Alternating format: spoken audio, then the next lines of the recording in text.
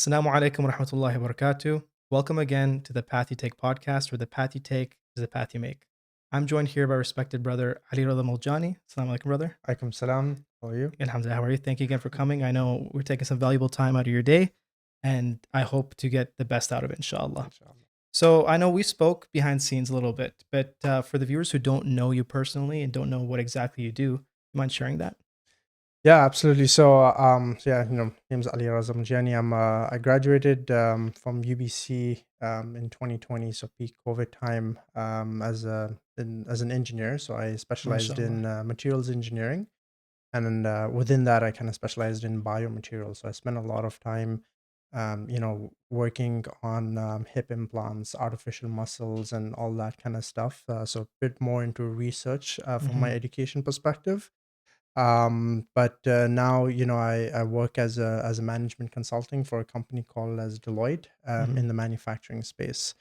So that's kind of a bit of my current work that I do. That's good. So you said you graduated 2020 peak COVID. Did you were you born here or how where do you start off your high school and all that type of Yeah, stuff? yeah.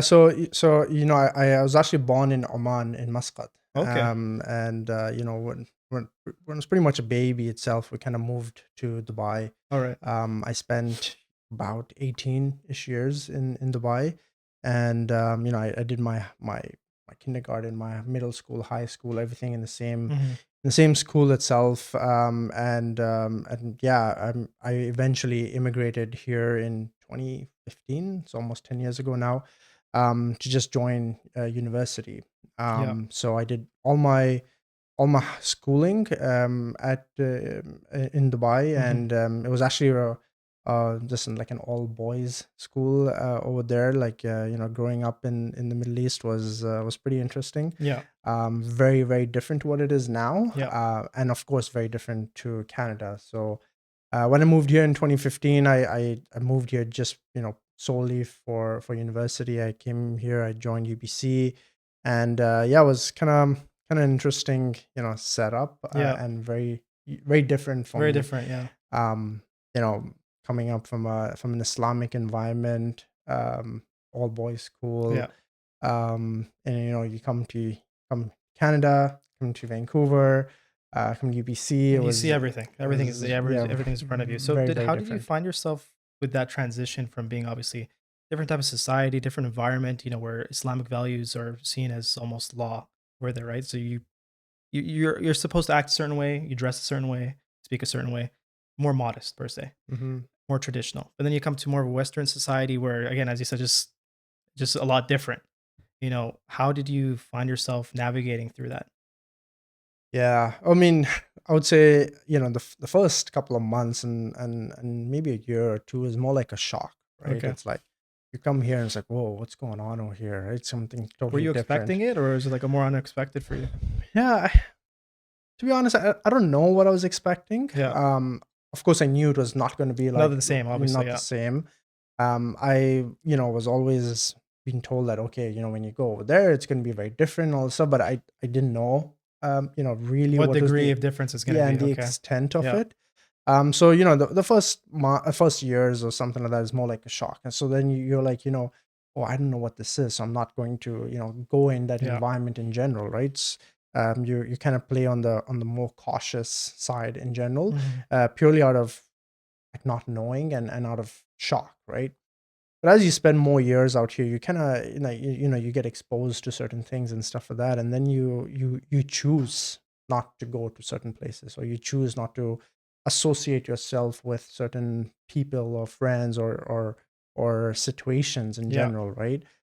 So I think like how I kind of managed to kind of stay within on my in my faith and Yeah. on the path is um you know the upbringing that I had by my parents, of course, in Dubai, was very strong. Yeah. I would say. I think generally speaking, or most of the cases when people they grow up in that environment, they have a strong upbringing, and of course, instilling the right values in me by my parents and my Hmm. grandparents and stuff was very instrumental in me being in check for the first couple of years, and ensuring that I don't deviate, right? In Yeah. the beginning.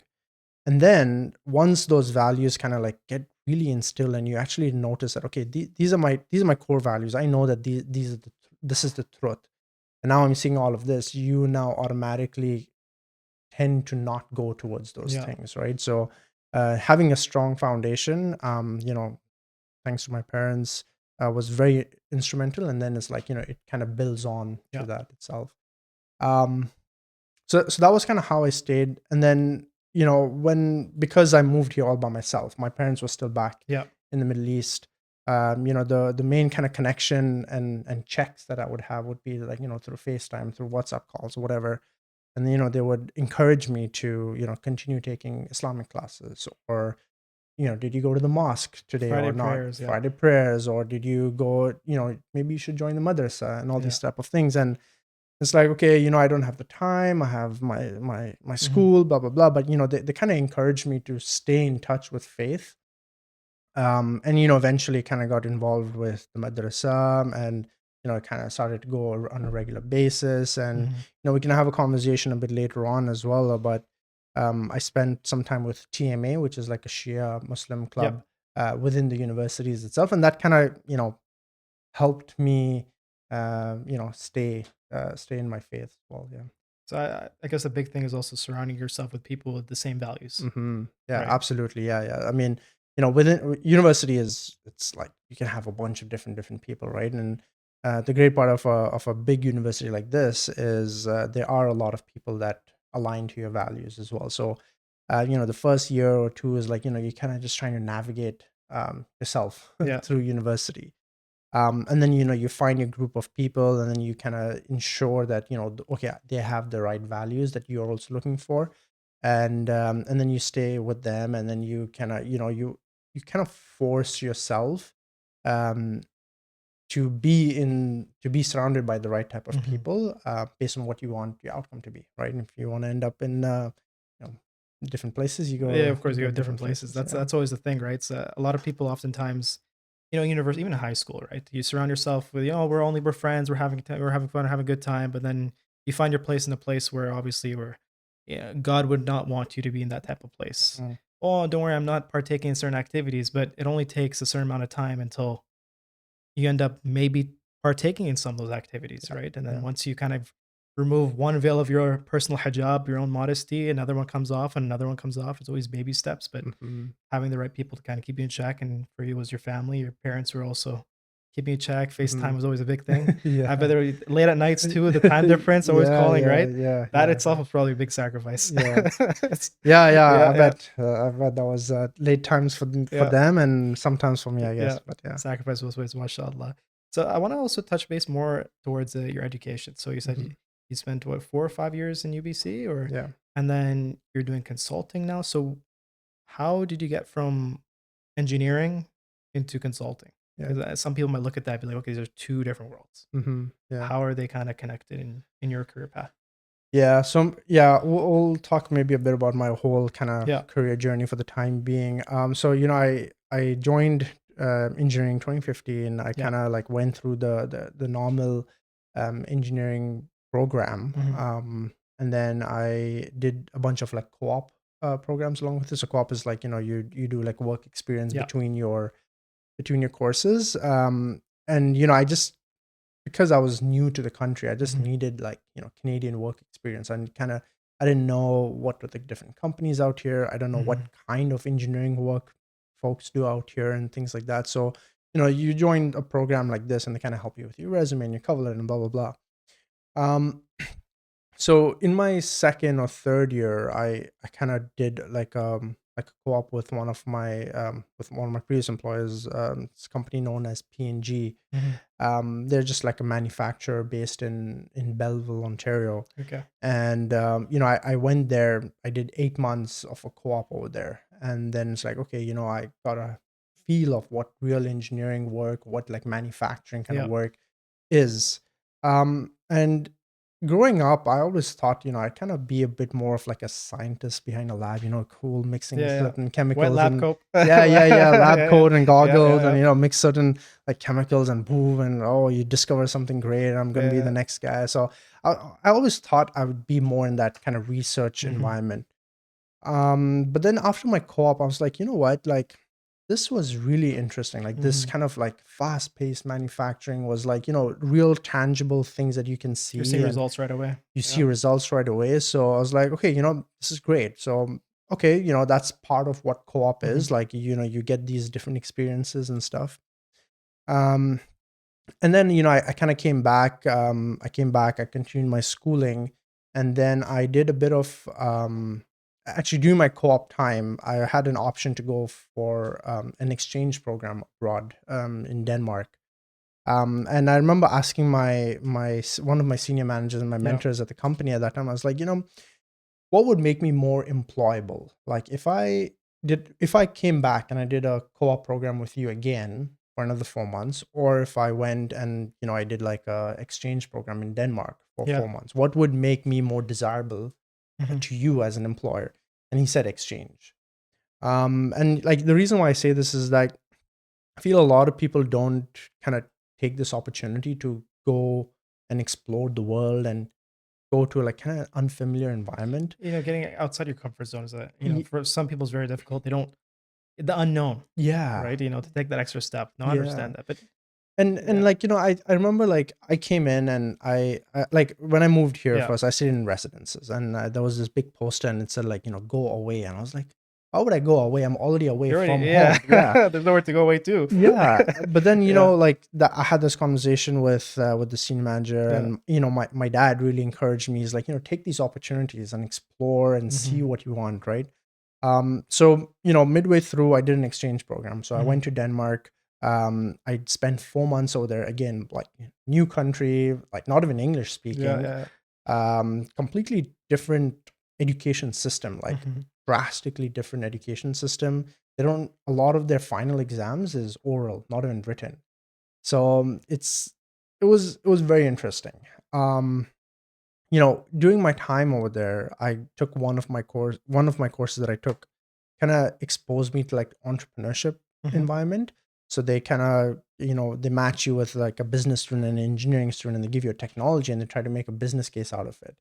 And there's a like the ending is like a lion's den, dragon's den, Yeah, lions, you gotta sell whatever. the product and all that type of stuff, yeah. Exactly. And we did that and we won the competition and all that kind of stuff. And it kind of exposed me to entrepreneurship. Yeah. So I was like, okay, cool. Like, let's just try that.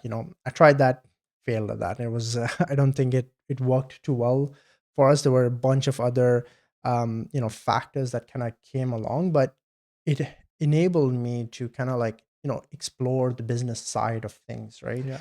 It enabled me to go talk to big companies and pitch my ideas and kind of articulate my thoughts and convert like a bit more of like technical background to like Mhm. more business kind of sides, right?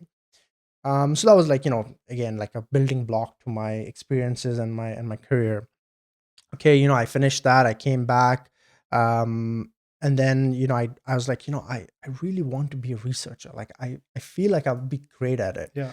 So okay, so I came back and I found like a professor to kind of work in the biomaterials kind of Mhm. environment, and I worked on artificial muscles. And as a concept, it sounds amazing. It's like cutting edge technology, great Give me some of stuff. them right now, It I could would be use some. very very Yeah, useful, right, yeah, in the future and stuff. And like we got to work with like actual doctors to see how it yeah. would work with the body, and was awesome. And like as a researcher you want to publish papers and have your name as the first Yeah. author and blah blah blah. And I was like, oh, I can get my name published and stuff. And during my research I was like, this is amazing, but it's not for me.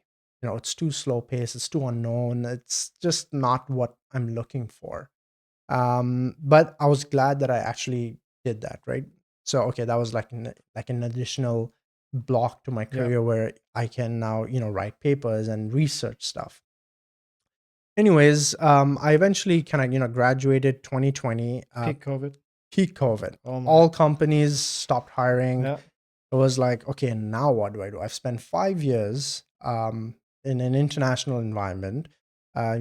There's like other factors like immigration that comes and like adds on Yeah. to your things to worry One about. more thing to stress about. Yeah. And now it's like, okay, you finish your education, you kind of need to get a job and start living, right? So eventually I ended up reaching out to my previous employers co-op at P&G, and I asked them, hey, you guys hiring and stuff like that, and I kind of networked. And it was funny because manufacturing was one place where they were constantly hiring. So alhamdulillah, I went through the interview process, everything, and I got the job. But what that meant was I kind of had to move out of my city, of my Yeah. comfort zone, and my city and my friends. And it was like COVID time was so uncertain. You don't want to add an additional uncertainty to Yeah. your whole thing, right? Nonetheless, the my risk was written over there. I eventually ended up moving to Belleville. It's like 50,000 people at that Small town. time. Yeah. Extremely small town, no Husseiniya, no masjid, barely any Muslims out Yeah. there. So it was pretty challenging to some extent. Like you not only are you in a different country, in an environment, and like COVID was pretty unknown at that time. Um, Anyways, I kind of spent about 2 years over there. During my time there, I kind of, you work in manufacturing, you work in that industry, and then I kind of got exposed to like processes and business processes. So yeah, there's certain like manufacturing concepts. Hmm. You have like lean, you have Six Sigma, and you have all these different like just manufacturing concepts. But then they are always like backed by certain business processes. And I was like, okay, how are these business processes even developed and things like that? And I found out that the company P&G would work with other consulting companies to Hmm. kind of develop this together. I was like, consulting companies, what does consulting have to do with manufacturing? Like, Yeah. I thought consulting is just, like high scale business roadmaps and stuff like that. So I like, I dug more into it, and I kind of researched a bit more. I went Hmm. online, was like, what is consulting? And then I get consulting 101, and it's Yeah. like, it gives me that exposure. And then like, my YouTube videos, just everything about consulting. And it's like, okay, this is what it means, this is what it is. And I eventually ended up, figuring out that, okay, consulting is interesting because I like manufacturing, but I also like a bit of the business environment, Hmm. but I also like seeing different manufacturing techniques and different and manufacturing of different products. Where I was, we were making one product, right? And it was amazing. I enjoyed my time there, but I was like, okay, I kind of want to see different things. Yeah. So eventually I got exposed to consulting. I networked my way through LinkedIn and all these different things. And I got the interviews, and then I eventually got the job at my current company, Deloitte, where I do manufacturing consulting. And here the cool part about this is that not only do I get to be exposed to the Hmm. business aspects of it, but I also get the manufacturing aspect of it. So the engineer in me gets excited with all the different like manufacturing things of Yeah. different products. And then the business aspect is more like, where I get exposed to the business side of the things. So now, alhamdulillah, I've been 3 years in the company. Um, it's awesome. It's great. Like, I get to see different types of manufacturings, and I think that's kind of what keeps me going in the company. So I know it was a long answer, but basically that's kind of how I eventually ended up into consulting. Yeah. MashaAllah, that's a long, but that's, I mean, in your particular, different places, as you said, different building blocks, and if your rizq is written in a certain place, and if it's meant for you, you're gonna get it no matter what. Hmm. That's meant for you. It's written for you. But the one thing, networking, Hmm. which is a lot of people underestimate that, Yeah. especially LinkedIn and different networking platforms, or even just networking in person with people. And actually, hey, my name is XYZ. What's your name? And what do you do? Oh, I do this. Especially, I don't know, generation ahead of us, do they lack it? Could they add on top of that? Yeah. Yeah. There could be a conversation on that, but a lot of people do underestimate that. And for you, it worked out. Both my jobs, I'm telling Yeah. you, both my jobs that I and like previous jobs that I had, like part-time jobs at university and all these type of things, all of them Mhm. I've gotten through networking. I've applied to online probably like 100 jobs. zero Yeah. hits on that. I networked 2 times, and both those times kind of converted. So I am totally agree. So like a piece of advice you could give, let's say for someone who's coming out of high school, or maybe they're just finishing off their undergraduate university. How do you kind of just take that first step into networking? um, I think the one of the best. I would say if you're in university and Yeah. you're close to graduating, and then you start networking. I mean, I don't want to sound kind of dismissive, but it's a bit too late. Hmm. You know, you need to start networking during university. In the current market, in the current scenarios, during high school, right? If you wait till university graduation, it sometimes is a bit too late. Um, and then how do you network? Like, I would say you start off with any fair job. Like, they have like job fairs Yeah. in certain places. Just go there and ask the companies like, hey, what do you guys do? You're a high school student or you're first year university Hmm. student. The companies don't have any expectation of you to know everything in the world, right? And the more humble you are, the more you have humility when you're asking the question. You're really willing to listen. They will tell you what they do. They will give them your business card and all this type of Hmm. things, right? So I think going to job fairs when you're young just to kind of see what the market is it's pretty interesting. And don't feel, and it's a bit, generally it's a bit daunting for people, right, to go and network. It's like, oh, Yeah. I don't know this person, why do I introduce myself? It takes time, it takes practice, but I would say when you start young and you do it more often, you kind of get better at it Hmm. eventually. But in general, networking is extremely important. And I think sometimes networking can be, misunderstood in terms of like, oh, I'm networking with this person because I want this, Hmm. right? I'm going to talk to you because I want a job, kind of thing, right? Um, it's okay to do that, but generally when you network to really try to get to know the person or get to know the company or get to know the Hmm. work that they do or really seek mentorship kind of thing, it kind of proves to be much more effective in general. And not, and you're doing it out of sincerity, not Yeah. just out of anything. So yeah, I would say that's kind of for networking, kind of what to do. Yeah.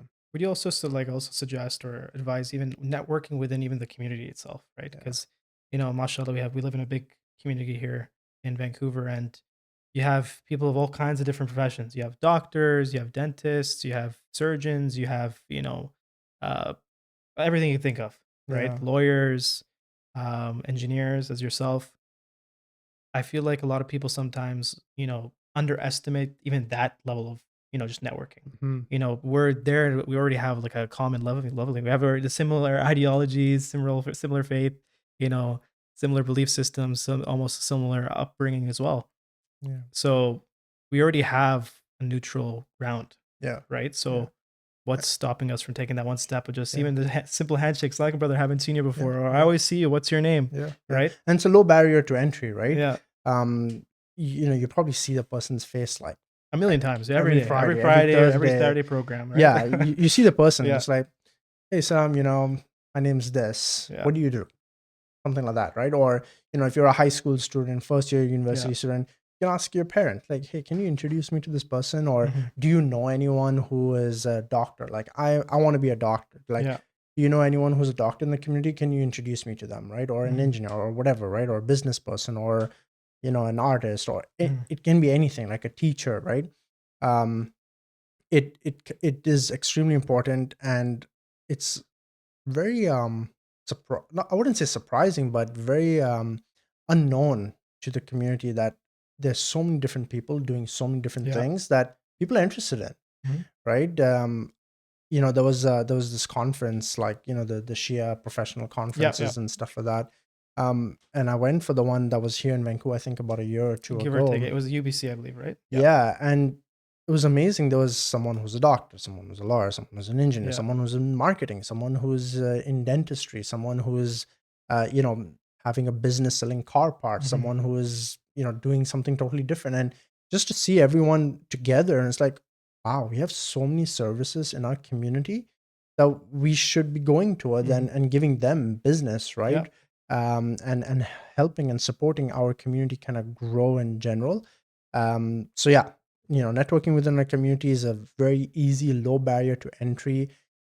If you make a mistake or you fumble when you're talking, it's not a big deal, right? It's just someone from a Of community, course, they're yeah. understanding. It's just talking in a mosque. You're not going in like wearing a suit, tie, Chances going. are you broke your fast with him one time, so you Exactly. both saw each other at each other's worst, Yeah, yeah, right? Right absolutely, before you break the fast, absolutely. counting the seconds. Yeah, yeah. Um, And I think, actually, yeah. just Sorry, go just ahead. one more thing I wanted to say is like for networking, I was trying to think about like high school students, Hmm. and they're pretty daunting and stuff. There's some things that you need to do on purpose.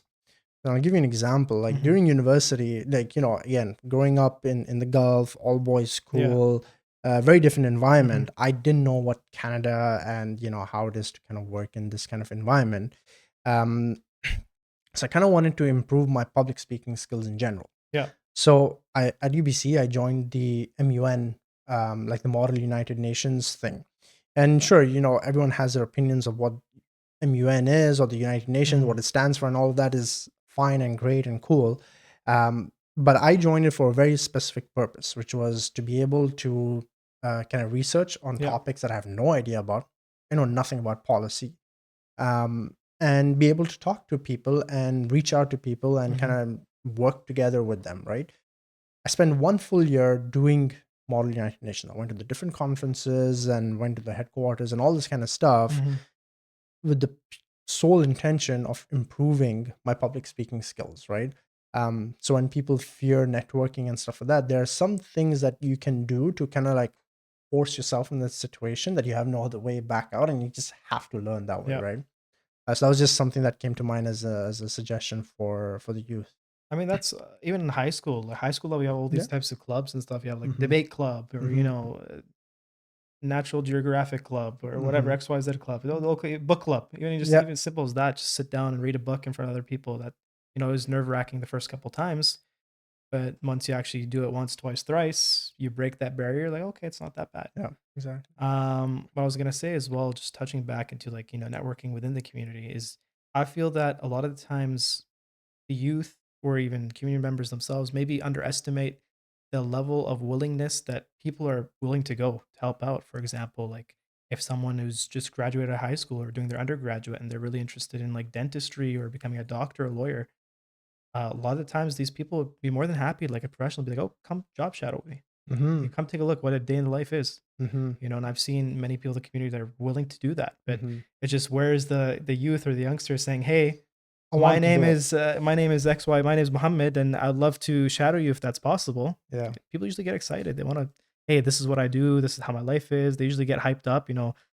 You'll become a great lawyer. Don't Yeah. worry. Yeah. It's fun, right? Yeah. Yeah. It's teaching people, just showing how what you do, Yeah. and then if they become that as well, or maybe they don't, just to know what kind of get a taste for it, right? Mm-hmm. But Mm-hmm. the problem is just how do you network and just Break that first break that ice. first thing. I Yeah. think the Yeah. first thing is just introduce yourself to everyone in the community first. Every Yeah. day, Yeah. every time you go to the community, you guys sound like my name is Brother Muhammad. Sound like Yeah. Yeah. right? Yeah. Just gotta That's do one way to that. do Or it, right? like you Uh, can even do like okay, once a month I'm gonna Talk to alhamdulillah, we someone new, have every right? Yeah, Friday or every Thursday events, right? You can actually do it like, okay, this Thursday I'm going to meet someone new, or this yeah. Friday I'm going to meet someone new. And okay, maybe if once a week is too much, once a month, like something like that, I Mhm. think I think is great. Definitely easier said than done. I could be doing more networking, but yeah, in general, like it's extremely important and Mhm. definitely overlooked. Yeah. I mean, it's okay for us guys to get another guy's phone number. So it's just make that the goal. This Saturday, I'm gonna approach someone to get their number. We're gonna have a coffee date per se, discuss career paths, inshallah. Inshallah. Um, mashallah. So again, your whole story is very inspiring. Stepping out of your comfort zone and then coming from a whole different place in the world, right? Um, I know, mashallah, you're also married, and you also have, mashallah, two beautiful daughters. Yeah. Um, how do you balance your work and your life schedule? I know that's one thing a lot of people oftentimes struggle, especially when you have kids for the first time. Mashallah, you have two at the same time. Yes. Yes. So how do you find yourself balancing life and work? Yeah, and to add on to that, like Yeah. I would say in general, like management consulting is known to be pretty tough Mhm. in terms of work life balance. Thankfully, I work for a company that is kind of understanding to some extent, Mhm. that they're pretty good on giving you the space and time that you need. So alhamdulillah for that. Um, and I would say, like, there's a lot that, as a man, as a husband, Yeah. you need to take on. You do. There's no other option, right? You have to work to provide for Mhm. your family that you have chosen to kind of start and have. So you need to have, like, that kind of determination, the grit to kind of work hard, Yeah. right? And you can have like a base expectation that, okay, I'm going to work 9 to 5, but there are some times where you have to work beyond that, right? Mhm. Like plus and minus and all of that. And a lot of that comes with having this constant communication with your spouse. uh, you know Having a good spouse and having a good wife, is extremely important. And alhamdulillah, for my wife, who's been like, she's a trooper, where when I need to go to the office, all day I'm away and she's with them, with the Yeah. twins. It's not easy. Like, I've done that once or twice, and it's I cannot do what my Take me wife back to the does. office. Exactly. Yeah, I won't say that Yeah. on camera, but um yeah, it's not Yeah. easy. And I think there is some level of there's multiple things that Of you need course, to yeah. keep in mind. So one is, of course, like clear communication, that, hey, look, this week is a crazy week for me. I need to work from Yeah. extra hours and all this kind of stuff for these reasons. Inshallah, after this week, we'll kind of take it a bit easy, and okay, we'll do that way, right? So the first key thing is communication and having that understanding on both Mhm. cases, on like a short term basis, right? Okay, like, okay, this week, this month, blah blah blah. Another thing is also just overall, beyond just this week, right? Kind of just knowing that your wife is going to be doing X things and you're going to be doing X things, right? And kind of like, balancing those and Mhm. and fulfilling what you said you will do, right? um so I would say, like, these are like some aspects. Other things, like, I'm thinking like work life balance in general. Like, it's not easy in general, but you need to be able to explain properly to your wife, why you're doing something, or when do you need that additional Mhm. time. And you need to be like, you need to be prioritizing, right? So say if, this week I'm working extra hours, but hey, I also want to go play soccer, and I also want to go to the gym, and Yeah. hey, I have this hangout with my buddy, and I have games night and blah blah, and you're doing all of that in addition to working extra hours. It doesn't work, right? you Mhm. you need to be sacrificing certain things.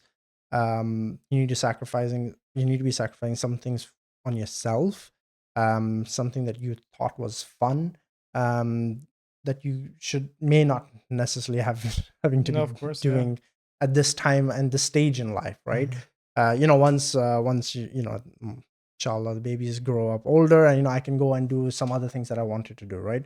But it's always a give and take, and compromise, and analyzing, and communicating clearly to Mhm. them at certain stages, and sacrificing. I would say sacrificing is huge on both sides.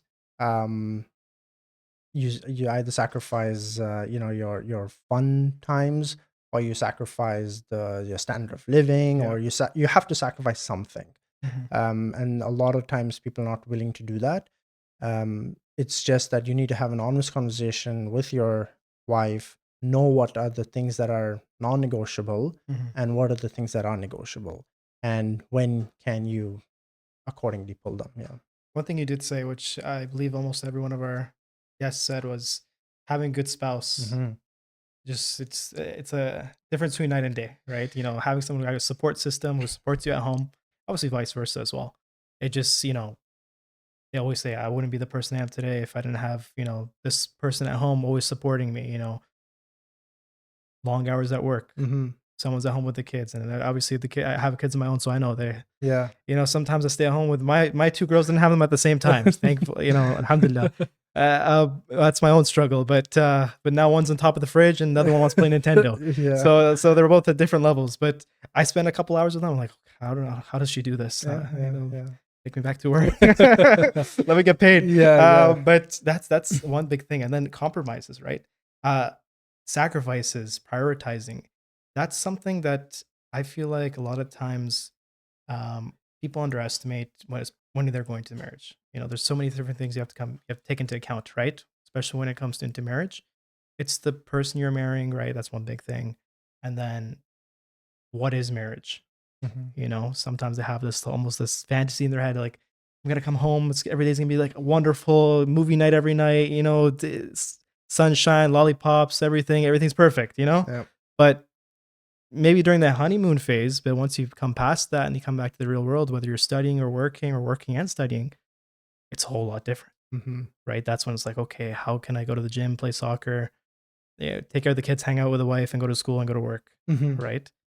How does one kind of mentally prepare themselves for that type in your perspective or your advice in terms of, that kind of sense? How do I get myself mentally ready? And then obviously, how can I take into account if I'm financially ready to take on that task, right? Or that big step, half your religion, obviously, right? Yeah. So Yeah. it's half a reason. Yeah. I mean, I'm no psychologist or anything like this that would give like the right ways to do certain things, and take my advice with a grain of Of course, salt. yeah. And this is my personal beliefs Mhm. and opinions and experience as well. Um, you before getting like married, like Mhm. you need to know why you're getting married, right? The intent and the why, right? This may sound pretty cliche or like like something you'd hear from a mimbar, but you get married to get closer to Allah subhanahu wa ta'ala. Yeah. That's like the main reason why you do it. And once you have that in mind, everything else is kind of supporting that final goal. Mhm. um is your to be wife also on that same page or not, right?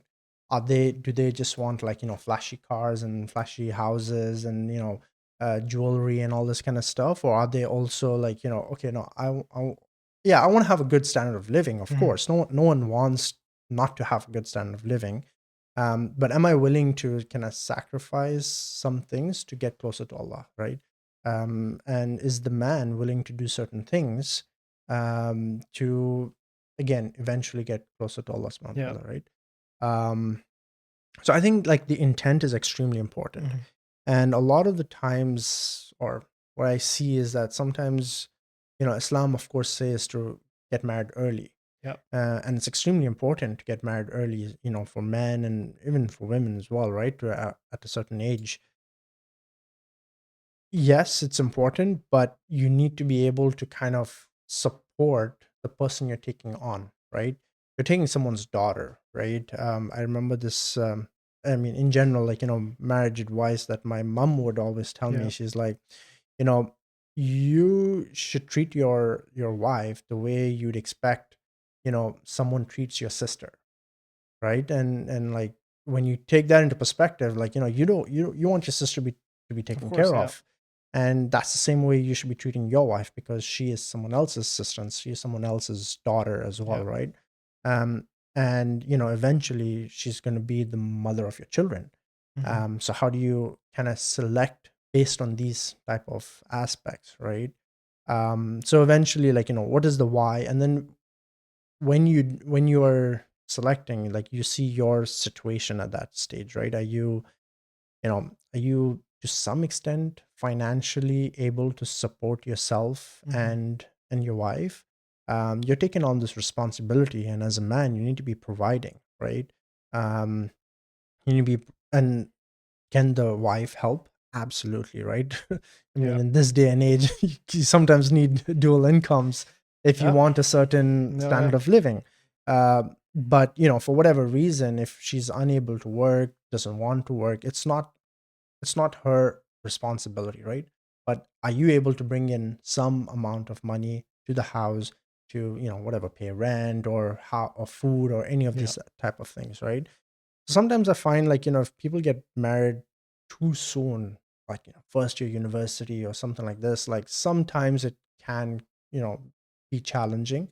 Um, but not necessarily it's wrong, right? Mhm. Do you have a clear plan? Like, hey, I'm already in med school, or I'm already in dental school, and I'm already in law school, and Yeah. I know that within 4 years, I'm going to be graduating, and inshallah I'm going to be getting a job, and my career is set. So okay, for 4 years, yeah, I'm willing to kind of compromise and stuff like that. And it goes both ways, right? Yeah. The husband needs to be able to compromise, and the wife needs to be compromised. Husband compromising, like, now you have to go back home to your wife. You can't be chilling out at 2, 3 in the morning, like at I don't know, hookah bars Yeah. and things like that, like every Yeah. time, or playing FIFA every single week at until, like, 2 in the morning. Like, no, you have a family, you have a wife, you need to go back to them at home, and you need to be taking care of them, right? Yeah. And you need to be spending time with your wife. And same case with the other side, right? You can't expect, if you get married young, you can't expect a person who's still in university or just graduated from university to have like a fancy house or flashy car, or have like a Ferrari or Yeah. whatever, or like, these fancy bags and stuff like that, right? So there's a lot of, like, kind of compromise on both sides that needs to happen, which I feel is not as common. Mhm. A lot of the times, people are like individualistic. That's kind of like the culture that's being That's the shown, Western culture, right? So that's a big thing. and it's difficult to kind of like, adapt to someone new and different, right? Mhm. Um, but it's important, and if you want a successful marriage, to some extent, there's compromise and sacrifice on both cases. Um, yeah, and so yeah, like I would say, work life balance with a good wife, finding a good wife. The reason why you're finding, a spouse, like wife, husband, whatever, like why are you looking to get married, is so important to kind of set you up for life, basically, Mhm. right? Um, yeah, the why is extremely important, and I feel in this day and age, like, oh, my friend got married, like I need to get married. Oh, I'm getting lag behind. Like, oh, there's no one else in this community that the world is wide. I didn't marry an Indian, even though I'm an Indian. Intercultural marriages are totally okay. Yeah. You know, sometimes people look, oh, I only want to get married within my community or within my city and stuff like that. And it's Yeah. like, no, the world is wide. Mhm. There are good people with good akhlaq and iman across the world. um, you know, it's okay if you are not the first person to get married, or you're getting left Yeah. behind, if your reasons are correct, right? I want to find a good husband, or I want to find a good wife. Um, yeah, it's totally okay to marry outside your culture. It's totally okay to, wait maybe a bit. um I think the imams of the prophet have said, right, like, does a person have good akhlaq and Yeah. iman, right? Those are the two things that you need to look for. um and the why, I would say that's kind of Yeah. a So if bit you're of the it. last person in the group chat haven't got married yet, it's okay. Take a deep breath. It's You'll be okay. fine. You'll get there, inshallah. Inshallah, yeah. But yeah, so that's a big thing, right? So the why, and then akhlaq, and obviously family support is a big thing as well. And families, to make it perhaps even a little bit easier to get married. Hmm. Sometimes it gets political, and we have to have a house, and you have to have a car, and you have to have two cars, and two-car garage, and Yeah. X, Y, Z, and Yeah. 100K this, 200K this. Yeah. Yeah. I mean, just even look at Amir al-Mu'mineen, and his, like, what was his mahr, Yeah, right? So it the was, only thing he had is his armor. he has armor. He sold his armor, sold his sword, and Yeah. right, he got married. It was a very humble wedding. So I think even in that sense as well, we all have to understand, like, hey, especially if it's a younger gentleman trying to get married, and he knows what he wants to do. Hmm. You got to support him, right? Yeah. So uh, it's like, sometimes I even like to talk to some of the elders, like, so when you got married, what did you have? They're like, well, I only had $20 in my pocket, and I Yeah. Yeah. I was living in my mom's basement, and this. I'm like, okay, so, and then your daughter wants to get married, you want 100K for the mahr, so I don't Yeah. know if that Yeah. works out. Yeah. Yeah. Yeah. Right? That's Yeah. just some food for thought. Yeah, and it's like, when you grow, so So that's the thing, right? You don't want to get married too late. Also, Yeah. some people will be like, oh, I want to be established, Yeah. right? And like from the guy's side, right? There's like, oh, I need to provide for my family. Mhm. I need to have, be making six figures. Like, I need to be making all this money. I need to be having a house and car, blah Yeah. blah, so that I can provide for my family, which is noble, great, right? Yeah. But how much, right? I mean, once you grow and you do things your way, you're kind of set in your way, right? Mhm. So you kind of need to like find like a balance and a sweet spot, and growing in your life with your spouse is Yeah. much more fruitful than just going all by yourself and then bringing along someone, right? And you grow together, you sacrifice She was a part together. of the journey. It's just part of the Yeah. journey, right? You fail and you do good things together, and that's what makes the marriage stronger, right? That you see 50, 60 year anniversaries of couples and stuff like that. They went through things Yeah. together, right? Compared to now, which is like, okay, I'm gonna build my business, I'm gonna build my empire, And and then that then I becomes your will priority too sometimes, right? And it's like, exactly. okay, this was my baby from the start, Hmm. right? So finding that balance, Yeah. too young, too old, Hmm. that's something you got to figure out, not me. He's not going to tell you either. Um Alhamdulillah, this has been a very, very enlightening conversation, obviously. And jumping from one place to another and then you career path and consulting. It's like honestly speaking, consulting, that sounds very interesting. I'm gonna look into it too now. I'm studying psychology, so maybe you never Okay. know, it might work out, Yeah, might not. We'll absolutely. figure it out. Might have to do some co-ops myself now. Yeah. Um, one thing we usually do before we end the podcast Hmm. is I ask the guest, what's one piece of advice you'd like to leave our viewers with? Yeah. That could be a piece of advice that your grandparents gave you, or a hadith that you've read, just something you'd leave the guests with. Yeah, I mean, Yeah, those are I mean, hadith and Quran ayahs. Like I have like one or two like yeah. things that are close to me, but something like maybe a bit more practical and Mhm. non-Islamic. Maybe I would say is there's like a quote that says um, happiness just like success cannot be pursued; it must ensue, and it only ensues as an unintended side effect of doing something greater than oneself. So what this basically means is like, y- unlike the current world, which is very transactional, he's like, okay, if I do this, I'm gonna get this. If Yeah. I do this, I'm gonna do that, right? It's like, oh, I want to be happy, I want to be successful, so I'm gonna pursue success, and I'm gonna pursue happiness, right? And basically, what the quote says is that you cannot pursue it. It's just not going to happen, right? Mhm. But it's a side effect. It's an unintended side effect of doing something greater than oneself, right? You do something selflessly Yeah. for the community, charity. Go serve people in wherever, right? So in the community, in the mosques, right? Just help an elderly person or whatever, something completely selfless. That's what will give you happiness and eventually success. And I think that's a pretty cool quote that I read once, and it kind of just sticks with me. So yeah, I would say maybe that's one piece of advice. MashaAllah. Yeah. Now you're gonna get me thinking tonight. Thank you again, brother, for coming in and spending your time with us. And who knows, maybe in the future we'll have you here again. Inshallah, Inshallah always happy to ta'ala. be here. Thank you guys for joining in this week. And inshallah, we will look forward to posting again in another 2 weeks. If anyone is interested in joining us in the podcast, we do have our email address down in the bio. Feel free to send us an email. Inshallah, we'll get in contact. And again, Brother Ali, thank you so much for your time. It's been a Absolutely. pleasure. And Absolutely. inshallah, until next time. Inshallah. Jazakallah khair.